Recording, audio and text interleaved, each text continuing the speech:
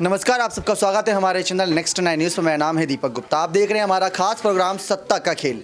सत्ता के खेल में आज की बारी है रश्मि ठाकरे की। महाराष्ट्र से जुड़ा ये सबसे बड़ा मुद्दा है कि महाराष्ट्र में किस तरीके से सियासत बदल रही है और उसी सियासी खेल के बीच क्या उद्धव ठाकरे अपनी पत्नी रश्मि ठाकरे की जिम्मेदारियाँ बढ़ाएंगे, क्या राजनीतिक तौर पर उन्हें मजबूत करेंगे, क्या राजनीति में उनकी एंट्री कराएंगे, ये बहुत बड़ा सवाल है। कुछ सियासी संकेत उन्होंने दिए जिससे साफ नजर आ रहा है कि रश्मि ठाकरे अब राजनीति में एंट्री करती नजर आ रही हैं। सॉफ्ट कह सकते हैं उनका यहाँ पर कहीं ना कहीं एक तरीके से यहाँ पर आगमन होता नजर आया, लेकिन रश्मि ठाकरे का उतरना ही बहुत बड़ा एक संकेत नजर आ रहा है। पहली महिला शिवसैनिक थी, उसके बाद अगर बात करें बागी विधायकों के चले जाने के बाद, यहाँ पर विधायकों के धोखे के बाद उद्धव ठाकरे अपने परिवार को आए करते नजर आ रहे हैं, क्योंकि पार्टी तो टूट गई, परिवार जो बचा है, परिवार को यहाँ पर लेकर चर्चा इस बात की है कि परिवार किस तरीके से मजबूती से सामना करे यहाँ पर शिंदे गुट का महाराष्ट्र में। शिवसेना को लेकर चर्चाएं जारी रहेंगी। चुनाव आयोग कोर्ट के फैसले पर लगातार आप सभी तक अपडेट पहुंचाते रहेंगे, लेकिन बात आई है अब यहाँ पर रश्मि ठाकरे की कि रश्मि ठाकरे की जिम्मेदारियां कैसे साफ की जाएंगी, क्या उनकी जिम्मेदारियां हो सकती हैं। इससे पहले भी हमने कई खास रिपोर्ट के जरिए आप सभी तक जानकारी दी थी कि महाराष्ट्र में शरद पवार चाहते हैं कि कुछ बड़ा खेला महाविकास अघाड़ी सरकार करे। 17 दिसंबर को जो बड़ी रैली हुई थी, उस रैली में उद्धव ठाकरे के साथ उनके बेटे आदित्य ठाकरे, अजीत पवार और साथ साथ रश्मि ठाकरे भी नजर आए। सबसे बड़ा ये कह सकते हैं नजारा यही था कि रश्मि ठाकरे का उस रैली में उतरना, ये बात साफ नजर आ रहा है। इससे पहले उद्धव ठाकरे ने एक बयान दिया था, उन्होंने कहा था कि महाराष्ट्र में महाविकास अघाड़ी सरकार से ही अगला मुख्यमंत्री बनेगा, चाहे वो महिला हो या पुरुष हो, इससे फर्क नहीं पड़ता, लेकिन अगला मुख्यमंत्री महाराष्ट्र में महाविकास अघाड़ी सरकार से ही बनेगा। अब क्या ये महिला का जो संकेत दिया था, क्या ये सुप्रिया सुले की तरफ था या फिर यहां पर बात करें रश्मि ठाकरे की तरफ था, तो कई सारे नाम इन सब चर्चाओं का विषय बने हुए हैं। और महाराष्ट्र की सत्ता को अगर खंगाला जाए तो महिला मुख्यमंत्री बिल्कुल नजर नहीं आती। महिला मुख्यमंत्री को लेकर सवालात रहेंगे। एक कैंडिडेट ही अगर खड़ा रहेगा तो शायद यहाँ पर तमाम जो वोटर्स रहेंगे उनका एक ध्यान भटक सकता है और वहाँ पर झुकाव में भी आ सकता है। इसी मुद्दे पर जानने की कोशिश करते हैं सत्ता खेल इस खास प्रोग्राम में हमारे तमाम सहयोगियों से कि महाराष्ट्र की सत्ता वापस पाने के लिए ऐसा कौन सा खेल खेलेंगे उद्धव ठाकरे, शिंदे गुट और फडणवीस की सरकार के खिलाफ, जिससे कि उनको पूरी तरीके से नाकाम कर दिया जाए, उनके सारे जितने भी प्लान हो, जितने भी मास्टर स्ट्रोक हो, सबको कह दें कि एक तरीके से यहां पर असफल कर दिया जाए। लेकिन इसी मामले पर जानने की कोशिश करते हैं। क्रांति हमारे साथ मौजूद है। क्रांति, आपका बहुत बहुत स्वागत है। जिस तरीके से रश्मि ठाकरे की चर्चा हो रही है, सत्ता का खेल लगातार खेल बदलता है, हर कोई जानता है, लेकिन सत्ता के इस खेल में उद्धव ठाकरे क्या अब शिंदे गुट की भावनाओं से खेलेंगे? क्योंकि रश्मि ठाकरे यानी कि उन सबकी भाभी सामने होंगी, वाहिनी सामने होंगी, तो शायद वहां पर शिंदे गुट ज्यादा खुलकर बयानबाजी ना करे, क्योंकि रश्मि की अभी तक कोई गलती नहीं है, रश्मि ने कोई ऐसा काम भी नहीं किया जिस पर उन पर आरोप लगाए जाए। वो एक तरीके से कह सकते हैं उन पर कोई दाग भी नहीं लगा उनके राजनीतिक करियर पर। तो एक मास्टर स्ट्रोक क्या ये हो सकता है उद्धव का? देखिए दीपक, जैसे कि मैं महाराष्ट्र की सियासत को देख पा रही हूँ तो वहाँ पर शिंदे ने अभी तक मतलब कि उद्धव के खिलाफ भी ज़्यादा कुछ नहीं बोला है। और शुरुआती दौर के अगर हम देखें तो शिंदे जो है उद्धव को लेकर के भी बहुत कुछ बच के बोलते हुए नजर आए थे। यहाँ तक कि उनका जो गुट था, उन्होंने साफ तौर पर यह भी संकेत दे दिया था कि अगर उद्धव के खिलाफ कोई कुछ बयानबाजी करेगा तो फिर हम साथ छोड़ सकते हैं। तो आप समझ सकते हैं कि जब उद्धव के लिए इतना सब कुछ जो है मान सम्मान था, तो उनकी पत्नी, क्योंकि महिलाओं का पहले से ही सम्मान हमारे देश में बहुत ज़्यादा माना जाता है, और ऐसे में रश्मि का अगर मैं देखूँ यहाँ पर तो जाहिर सी बात है कि उद्धव के बाद जो है रश्मि का भी सभी लोग बहुत सम्मान करते हैं। तो देखिए, रश्मि के खिलाफ बोलना शिंदे गुट या फिर एकनाथ शिंदे के लिए मुझे नहीं लगता कि वो करेंगे ऐसा, लेकिन हाँ, बीजेपी की तरफ से पलटवार होता हुआ ज़रूर नजर आएगा। लेकिन यहाँ पर भी बीजेपी को हर बार जैसे कि वो चेतावनी दे ही देते हैं कि आप उद्धव परिवार के ऊपर जो है उंगलीबाजी थोड़ा कम करें, जितना बोलना होगा सोच समझ के हम खुद ही बोल देंगे, तो उस बीच में आप टांग ना अड़ाएं। तो मुझे लगता है कि रश्मि के लिए जो है ये बचाव का जो कार्य है वो देखा जाएगा। जी, बहुत बहुत शुक्रिया। लेकिन ये बात सच है कि बीजेपी और शिंदे गुट दोनों ही मातोश्री के मामले पर, उद्धव परिवार के मामले पर चुप्पी साधे रहते हैं, दोनों ही इस मामले पर ज़्यादा खुलकर नहीं बोलते। लेकिन जिस तरीके से चर्चा का विषय पूरा मामला रहता है, इस बात पर सबसे ज़्यादा चर्चा इस बात की होती है कि उद्धव परिवार किस तरीके से यहाँ माहौल फिर से बनाता नजर आ रहा है सियासी सत्ता के खेल को लेकर, और यहाँ पर रश्मि ठाकरे को आगे आने वाले वक्त में क्या जिम्मेदारियाँ दी जा सकती हैं, और चुनाव आयोग और शिवसेना के तमाम मामले को लेकर क्या कुछ जानकारियाँ सामने आ रही है। अबरार से जानने की कोशिश करते हैं इस मामले पर कि रश्मि ठाकरे के मामले पर उनका क्या कहना है। शिंदे के एक जो अब 7 विधायक है अब्दुल सत्तार, इससे पहले उन्होंने एक बात कही थी जब उद्धव ठाकरे बीमार चल रहे थे, उनके मुख्यमंत्री कैबिनेट में थे, उन्होंने कहा था, उस मंत्रिमंडल में ही मौजूद थे, बड़े विधायकों में गिनती होती थी, उन्होंने कहा था कि अगर रश्मि मुख्यमंत्री होती तो शायद महाराष्ट्र की सत्ता ये नहीं होती, क्योंकि एक महिला चूल्हा चौका तक सीमित नहीं है, वो घर से बाहर निकल सकती है, सत्ता चला सकती है, राज्य चला सकती है, राज्य की सरकार चला सकती है। तो इसी मामले को लेकर यहाँ पर रश्मि ठाकरे ठाकरे पर आपकी क्या प्रतिक्रिया रहेगी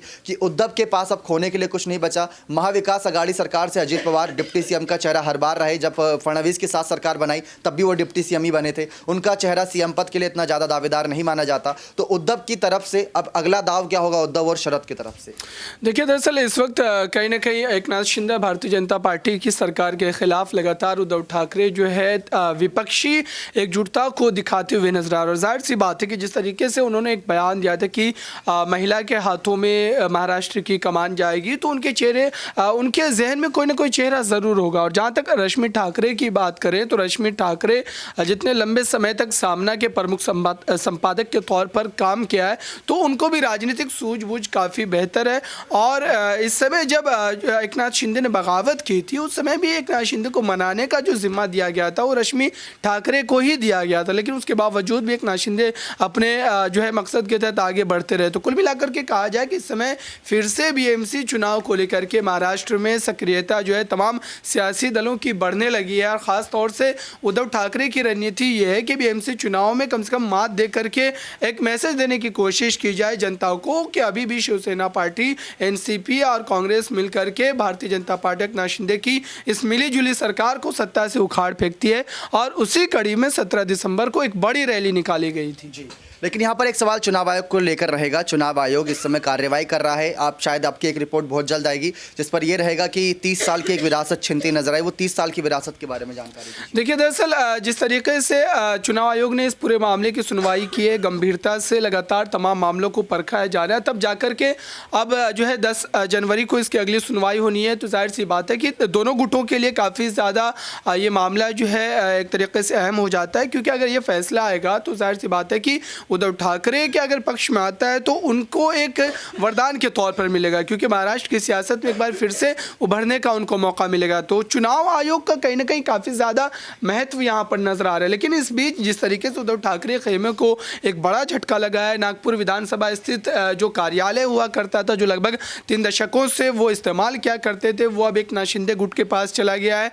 उसकी जो कुंजी एकनाथ शिंदे को मिल गई है और उद्धव ठाकरे गुट को एक अलग जो है कार्यालय उनको आवंटित किया गया है। तो ये एक झटके के तौर पर जरूर देखा जा रहा है। बहुत बहुत शुक्रिया जानकारी देने के लिए। एक आखिरी प्रतिक्रिया जानना चाहेंगे यहाँ पर प्रांशी, जिस तरीके से रश्मि ठाकरे का सवाल आ रहा है, बार बार आ रहा है कि एक महिला अगर मुख्यमंत्री दावेदार होती हैं, महाराष्ट्र की सत्ता में ऐसा नहीं हो पाया, मुश्किल रहा, क्योंकि फडणवीस, अजित पवार, उद्धव, शरद पवार ऐसे बड़े नेता रहे जो हमेशा से अपने आप को सीएम पद के इर्द गिर्द रखे और कोई महिला आगे आ ही नहीं पाई।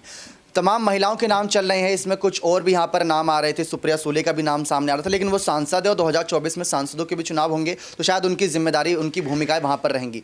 तो आपका क्या मानना है कि उद्धव शरद का सत्ता का खेल में सबसे बड़ा खेला कौन सा होगा शिंदे गुट के खिलाफ? क्योंकि अगर रश्मि को आय किया जाता है तो एक बयानबाजी का जो सिलसिला रहेगा वहाँ पर ज़्यादा खुलकर नहीं दे पाएंगे, क्योंकि रश्मि का एक कह सकते हैं हमेशा से फेस काफ़ी नॉर्मल रहा, उन्होंने हमेशा से अपनी राय हमेशा दोनों गुटों के लिए समर्थन में रखी। शिंदे गुट को बुला भी रही थी फ़ोन करके, लेकिन वो नहीं आए वापस। तो इस पर आपकी क्या प्रतिक्रिया रहेगी? रश्मि को उतारना क्या सबसे बड़ा दाव रहेगा महाराष्ट्र की सत्ता में?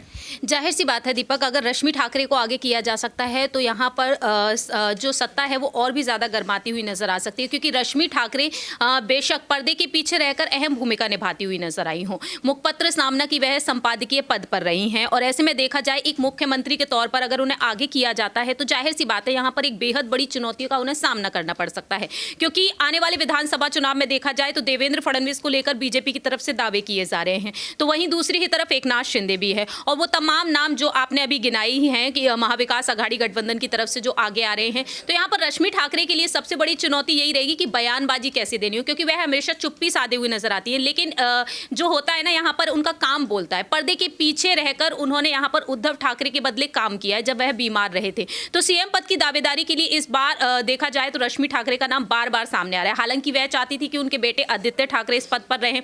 ऐसे में देखा जाए अगर रश्मि को आगे किया जाता है तो जाहिर सी बात है यहाँ पर वोटिंग बैंक उद्धव ठाकरे के बदले उनको यहाँ पर वह संभालती हुई देखी जा सकती हैं। अगर उन्हें आगे किया जाएगा, अगर पहली बार उन्हें कोई ऐसा चांस दिया जाएगा, तो मुझे लगता है वह उसे बखूबी संभालती हुई नजर आएंगी, क्योंकि अब हम उन्हें सामने खुलकर देख सकते हैं। तो मुझे लगता है कि रश्मि ठाकरे को अगर आगे किया जाएगा तो बहुत ही अच्छा होगा शिवसेना की तरफ। जी, शिवसेना की तरफ से बहुत अच्छा होगा। लेकिन बात महाविकास आघाड़ी सरकार की आ रही है। महाविकास आघाड़ी सरकार में जिसके पास जितनी सीटें हैं उस हिसाब हिसाब से पद बांटे जाते हैं, आपने पिछली बार भी देखा था। शिवसेना के पास 55 विधायक थे तो उनको सीएम पद दिया गया, 53 विधायक एनसीपी के पास थे तो उनको डिप्टी सीएम पद दिया गया, कांग्रेस के पास 44 कुछ विधायक थे तो उनको यहाँ पर पद नहीं दिया गया, लेकिन कैबिनेट विस्तार में उनके मंत्रियों को जगह दी गई। तो इस तरीके से महाविकास अघाड़ी सरकार जो चल रही थी, किसी तरीके से इनकी गाड़ी खिंच रही थी, वो 2.5 साल में ही गाड़ी को रोक दिया शिंदे की बगावत ने। लेकिन अब जिस तरीके से चर्चाओं में नाम रश्मि ठाकरे का आया, कई संकेत मिले, अब देखते हैं उद्धव और शरद का क्या फैसला रहता है। क्या सिर्फ एक स्टार प्रचारक के तौर पर या महिला गुट को साधने के लिए, महिला वोटर्स को साधने के लिए,